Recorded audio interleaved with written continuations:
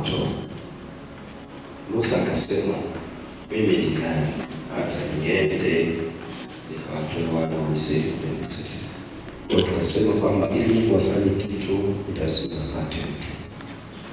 Akasema, nami nikatafuta mtu miongoni mwao atakaye litengeneza bomba na kusimama mbele zangu nilipobomoka, kwa ajili ya nchi isije ikaharibu, lakini sikuwa na mtu. Kwa tukasema kulirejesha kanisa la kwanza panahusisha patikana mtu, kurudisha ile neema iliyokuwepo mwanzoni panahusisha kupata mtu. Bwana Yesu asifiwe. Amen. Asipopatikana mtu, maana yake Mungu hatafanya jambo. Siku ya leo, siku ya tatu, nikasema kwa nafundisha gharama ya ukombozi. Gharama ya ukombozi ndicho kipengele ambacho ninafundisha leo katika somo letu la Pasaka. Gharama ya ukombozi. Gharama ya ukombozi ndio kitu ambacho tutatazama hapa siku ya leo, ambayo ni siku ambayo tukienda kwenye kalenda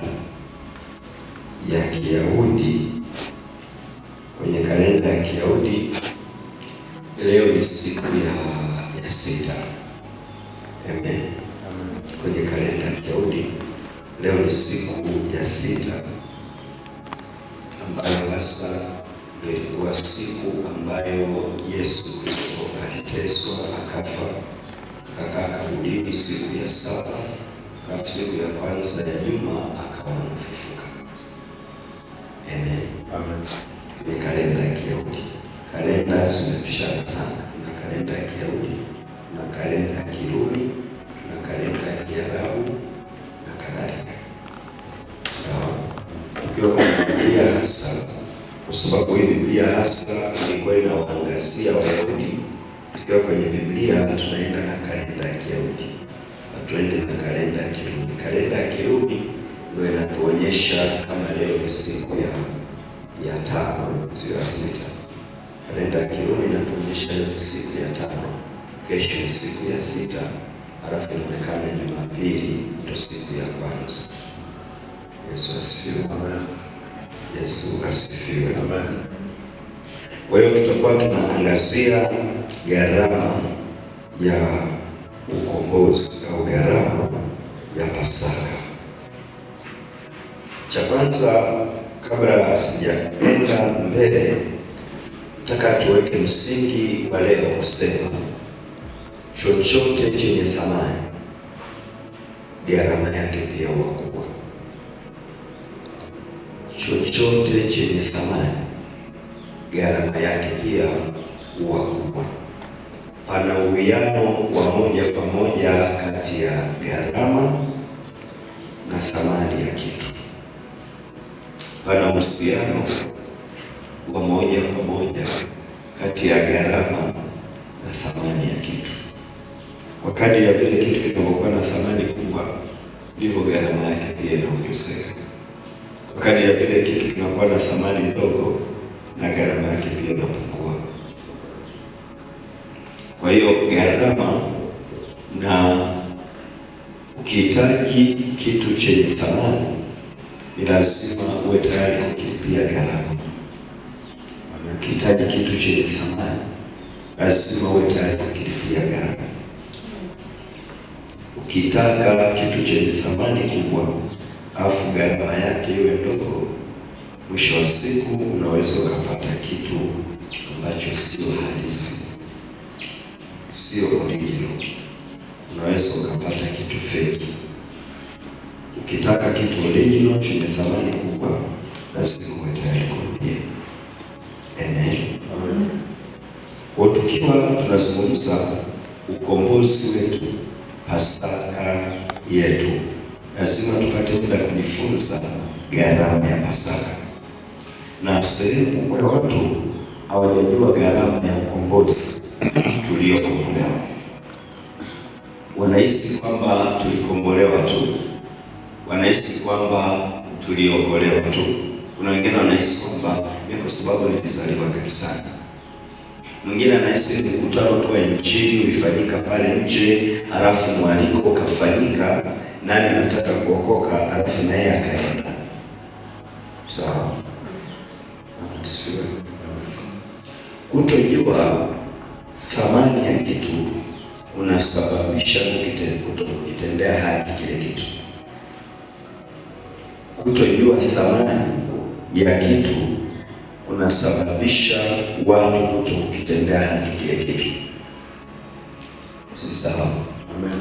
Watu wanaweza wakachukua dhahabu wakawa wanaichezea dhahabu kwa sababu hawajui thamani ya dhahabu.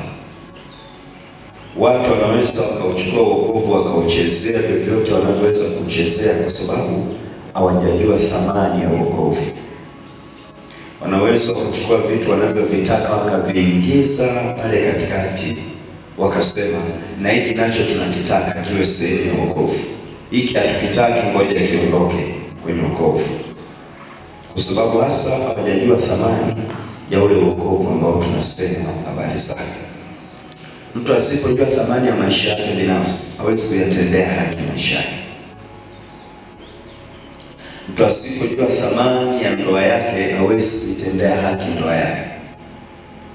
Mtu asipojua thamani ya mtoto wake hawezi kutendea haki mwanaye.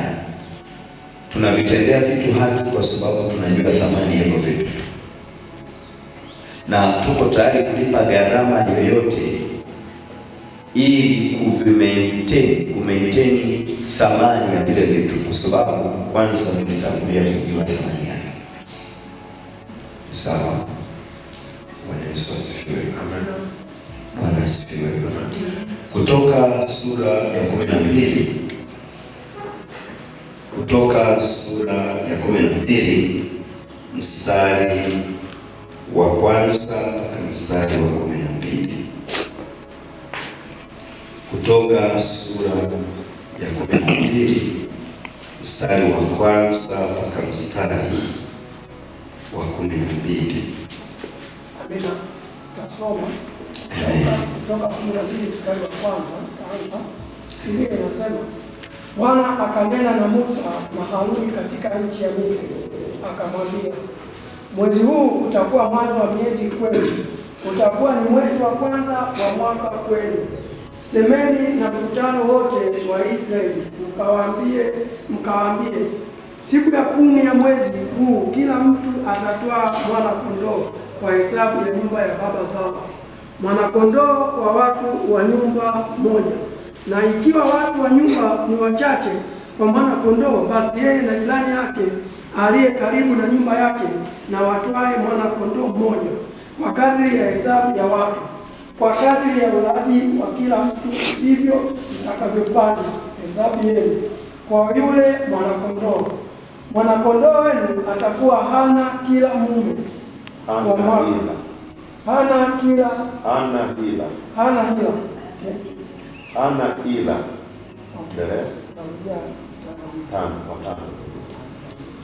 Mwana-kondoo wenu atakuwa hana hila. Mume wa mwaka mmoja mtatwaa katika kondoo au katika mbuzi, nanyi mtamweka hata siku ya 14 ya mwezi ule ule, na kusanyiko lote la mkutano wa Israeli watamchinja jioni. Nao watatwaa baadhi ya damu yake na kuitia katika mimo miwili na katika kizingiti cha juu katika zile nyumba watakazomla. Watakula nyama yake usiku ule ule, imeokwa motoni, pamoja na mkate usiotiwa chachu, tena pamoja na mboga zenye chumvi. Msiile mbichi wala ya kutokoswa majini, bali imeokwa motoni, kichwa chake pamoja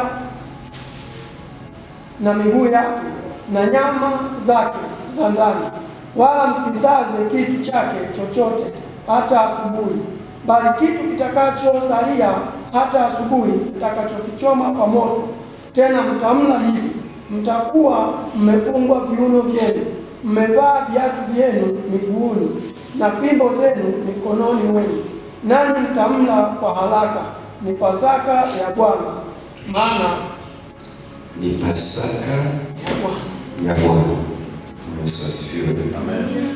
Mtamla kwa haraka, maana ni Pasaka ya Bwana. Somo letu linaitwa Pasaka. Bwana Yesu asifiwe. Amen.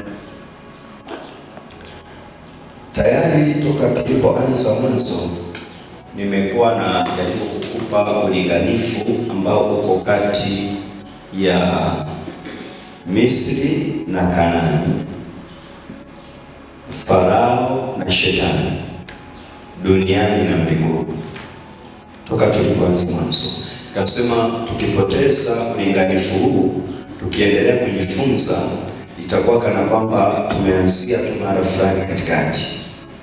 Ni sawa?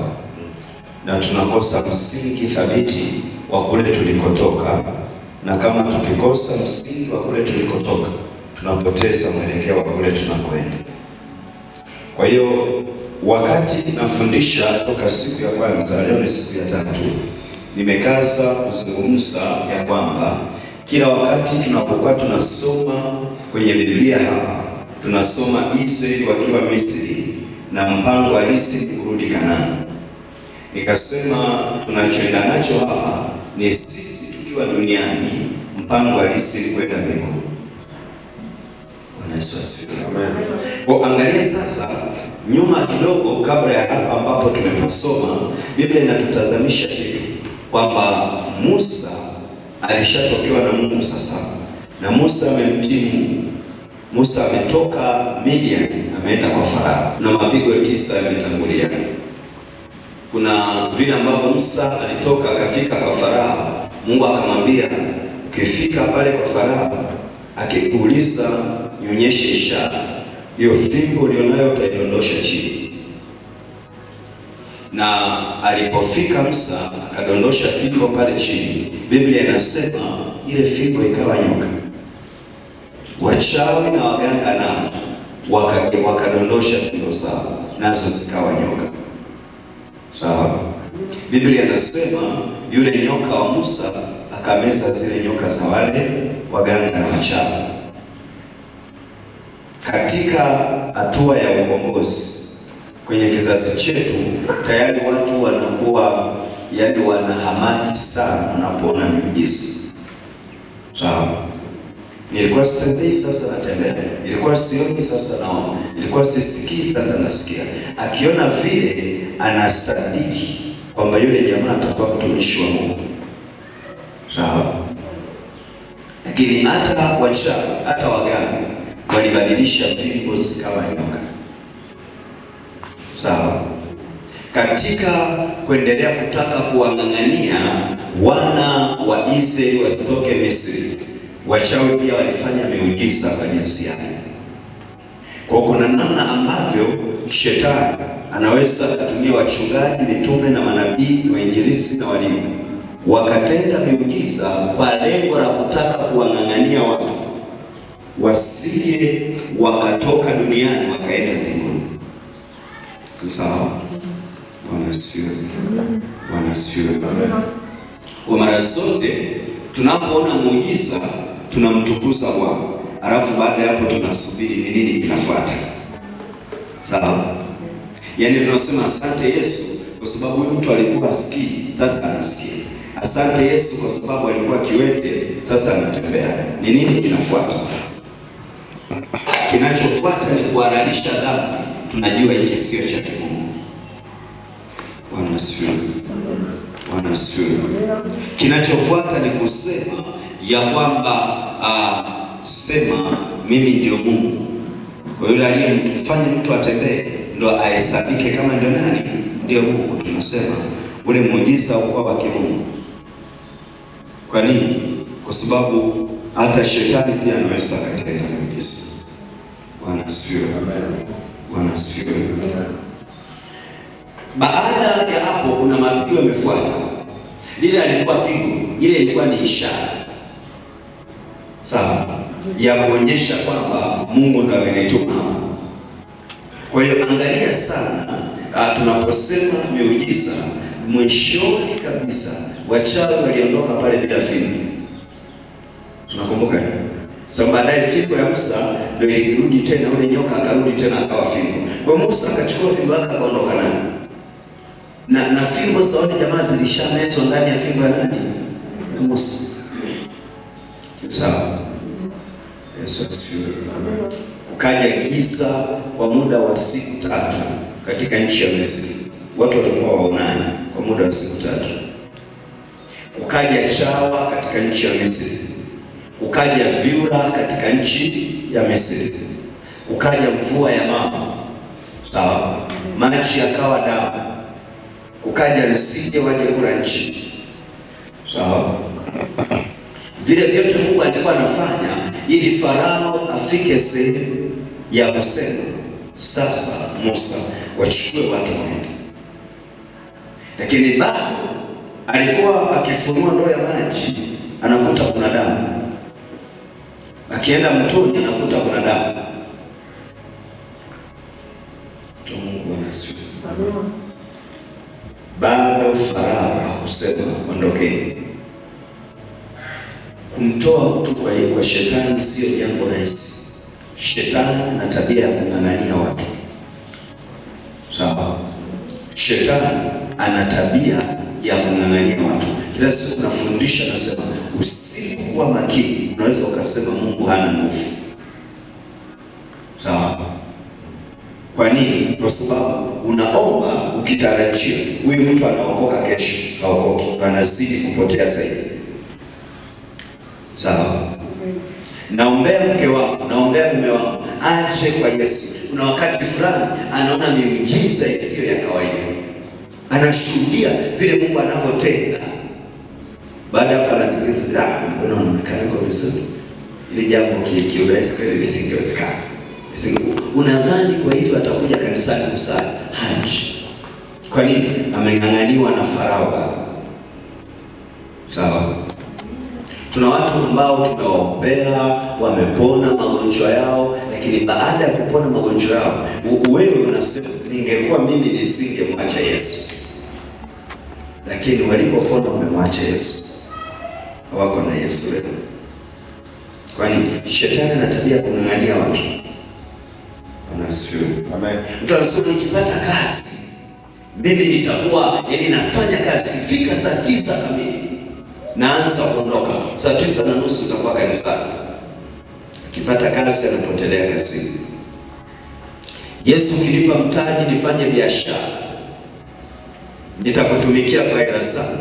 Siku akipata biashara akapata hela, hata kuleta sadaka kanisani inakuwa jaribu. Anasifiwe. Shetani huwa anang'ang'ania watu. Shetani, tukisema kanisa linahitaji ukombozi, shetani analing'ang'ania kanisa. Kwa tukijifunza ukombozi, bado shetani naye ana bidii ya kuhakikisha kanisa alikombolewa. Hiyo bidii anayo. Na kila kukicha anazidi kuongeza kukaza. Biblia inasema Musa alipofika Misri, Farao akaongeza adhabu ya wana wa Israeli. Sasa tulikuwa tunawaletea majani. Sasa hivi mtaenda kutafuta majani na mtafiatua matofali idadi ile ile. Kwa nini? Zamu ya ukombozi imefika. Jina la Bwana Yesu libarikiwe.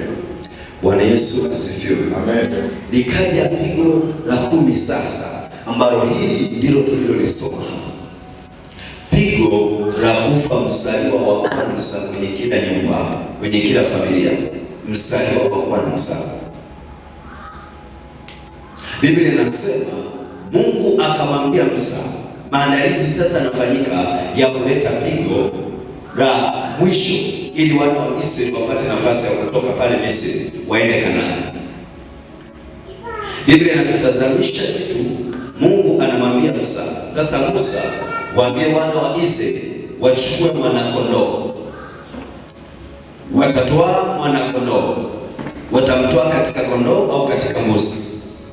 Atakuwa mwana-kondoo, atakuwa mume, atakuwa wa mwaka mmoja.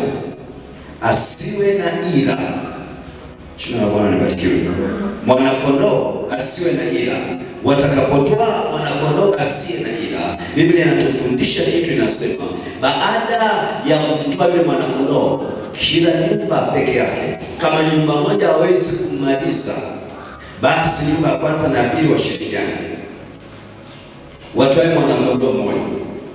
Watakapotoa mwanakondoo mmoja wamchinje. Wakati wanamchinja, watakuwa na kinga ile damu yake isije ikamwagika chini.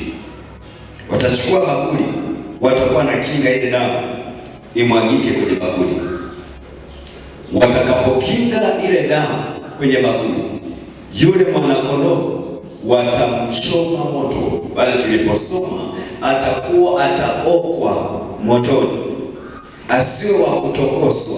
Maanake wasije wakamchemsha kwenye maji wamchome moto,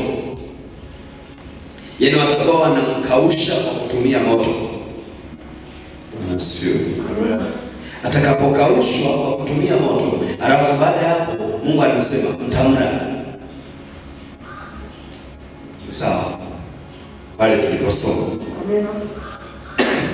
kwenye kitabu cha Kutoka sura ya 12 anasema mtakuwa mtamuoka, alafu baada ya kumuoka mtajifunga mikanda yenu viunoni, mtakuwa mmevaa viatu, mtakuwa mmesimama, alafu mtamla kwa haraka. Kwa nini? Huyo ni Pasaka wa nani? Wa Bwana. Bwana Yesu asifiwe. Amen. Bwana asifiwe. Yohana Mtakatifu 1:29. Yohana Mtakatifu 1:29.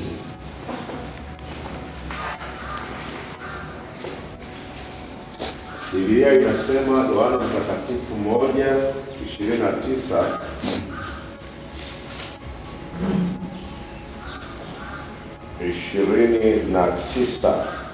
Biblia inasema siku ya pili yake amwona Yesu anakuja kwake, akasema, tazama mwanakondoo wa Mungu aichukuaye dhambi ya ulimwengu.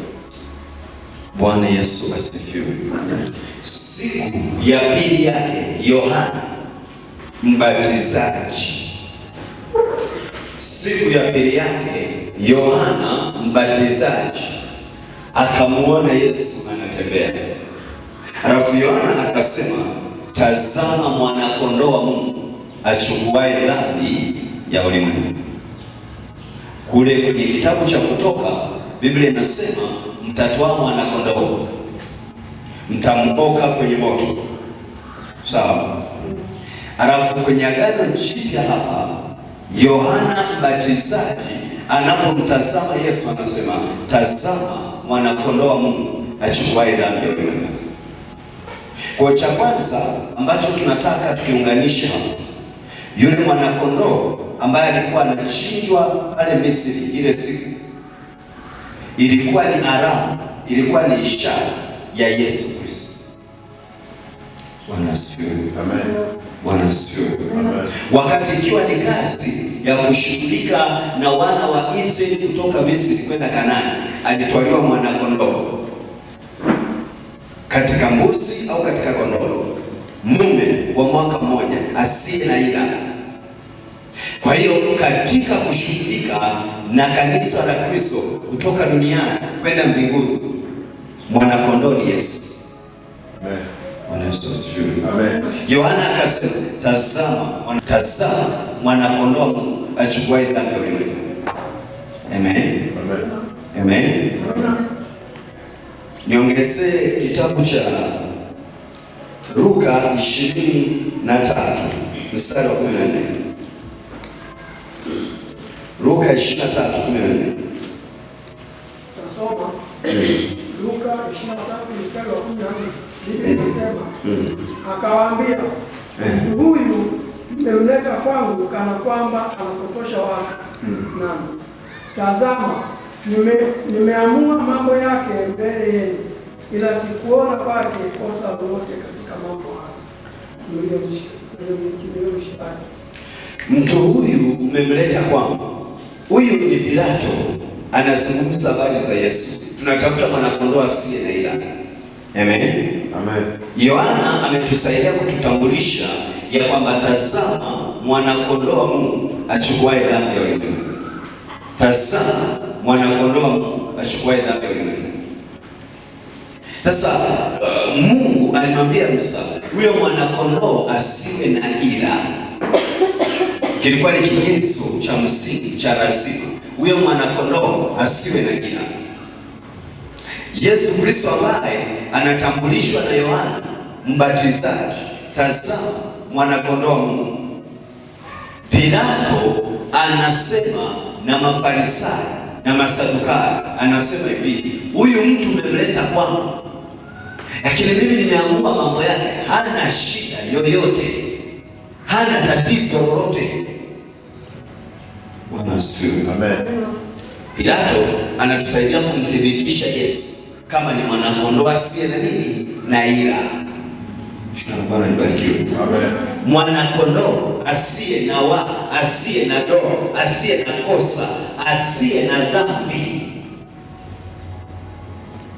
Kwa hiyo Yesu Kristo tunapomtazama, tukija kwenye kanisa, kulitoa kanisa duniani kwenda mbinguni, tunamtazama Yesu Kristo kama ndiye mwana-kondoo, ndiye Pasaka. Yesu asifiwe. Nisaidie kusoma Wakorintho wa kwanza 5:7. Wakorintho wa kwanza sura ya 5 mstari wa 7. Wakorintho wa kwanza sura ya 5 mstari wa 7. Wakorintho wa kwanza sura ya 5 mstari wa 7. Basi msafisheni, mkatoe ile chachu ya kale, mpate kuwa donge jipya kama vile mlivyo. Hamkutiwa chachu, kwa maana Pasaka wetu amekwisha kutolewa kwa sadaka, yaani Kristo. Bwana Yesu asifiwe. Kwa maana Pasaka wetu amekwisha kutolewa kwa sadaka, yaani Kristo. Jina la Bwana libarikiwe. Amen. Kwa Pasaka wetu anaitwa nani? Kristo. Na hajaitwa tu Kristo, anasema kwa maana Pasaka wetu amekwisha kutolewa kuwa sadaka, yaani Kristo. Jina la Bwana Yesu libarikiwe.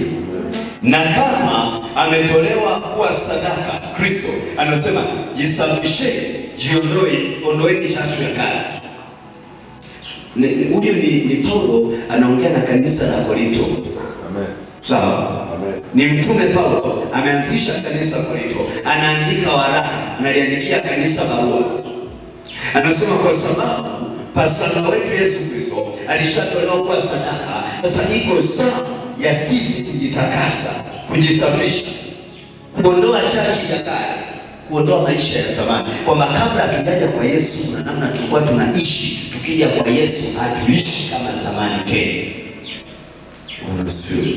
Amen. Bwana asifiwe. Amen. Kabla sijaokoka kuna namna nilikuwa ninaenenda, nikiokoka nina namna ya tofauti ninavyoenenda. Kwa hiyo ukiona mtu anasema ameokoka bado anaishi kama zamani, mtu hajaokoka bado. Anasema ameokoka anavaa kama zamani, huyu mtu hajaokoka bado. Sawa? Amen. Huyu mtu hajaokoka, ameokoka leo, anazungumza kama vile alikuwa anazungumza zamani, maana hajaokoka bado. Kwa sababu anasema kwa sababu sisi tunapaswa kuondoa chachu ya kale. Chachu ya kale ni lugha za kwanza tulikuwa nazo. Oya msela vipi? Msuka. Hizo ndo chachu za kale. Shana Bwana nibarikiwe. Amen. Nipe tano basi.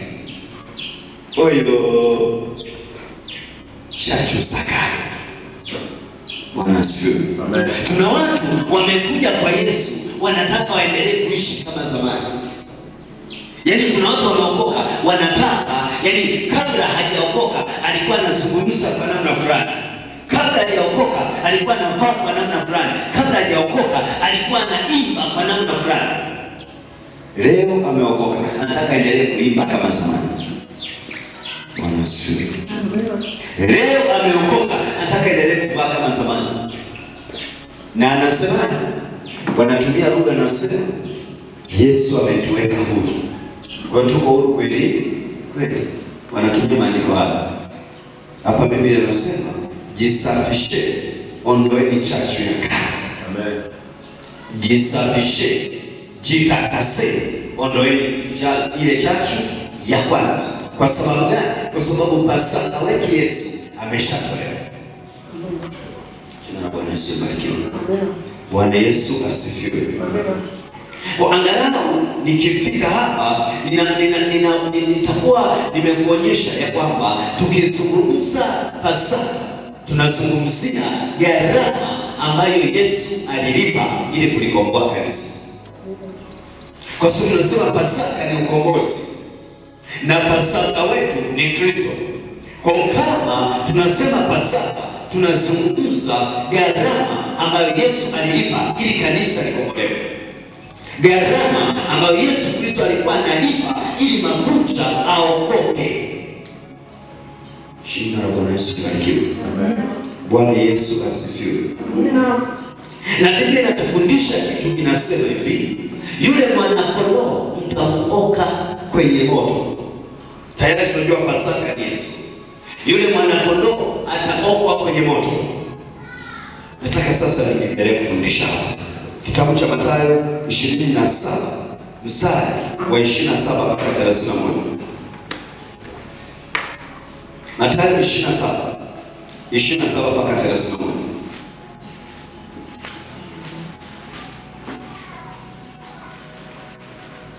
Mathayo 27 mstari wa 27. Biblia inasema, ndipo askari wa liwali wakamchukua Yesu ndani ya Praitorio, wakamkusanyikia kikosi kizima, wakamvua nguo, wakamvika vazi jekundu, wakasokota taji ya miiba, wakaiweka juu ya kichwa chake, na mwanzi katika mkono wake wa kuume. Wakapiga magoti mbele yake, wakamdhihaki wakisema, salamu, mfalme wa Wayahudi. Kisha wakamtemea mate, wakautwaa ule mwanzi, wakampiga kichwani. Walipokwisha kumdhihaki, wakalivua lile vazi, wakamvika mavazi yake, wakamchukua kumsulubisha. Bwana Yesu asifiwe. Bwana asifiwe. Ndipo askari waliwali wakamchukua Yesu ndani ya Praitorio, wakamkusanyikia kikosi kizima. Habari za Yesu Kristo ambaye tunasema huyu ndiye Pasaka. Habari za Yesu Kristo ambaye tunajifunza hapa, tunasema ndio Pasaka, ambayo siku ya leo nimesema kwenye kalenda ya Kiyahudi ndio siku ambayo Yesu Kristo, usiku wa kuamkia leo, wakati Yesu akiwa kwenye bustani ya Getsemani, Biblia inasema akatoka Yuda akaenda kumsaliti Yesu kwa Mafarisayo. Sawa? Nilifundisha siku ya kwanza, kama sio siku ya pili, ni jana, ni juzi, nilikuwa nasema ulinganifu baina ya Yusufu na Yesu. Vile Yuda alipochukua vipande 30 alitoa maoni, jamani, kuliko kumweka kwenye birika huyu, kwa tusimuuze. Wakamuuza Yusufu kwa maisha na kwa vipande 30. Yale maoni aliyatoa Yuda. Katikati ya Yesu kuishi duniani, Yesu Kristo ameishi duniani kwa kipindi cha miaka 3.5 ya huduma. Jumla miaka 33.5.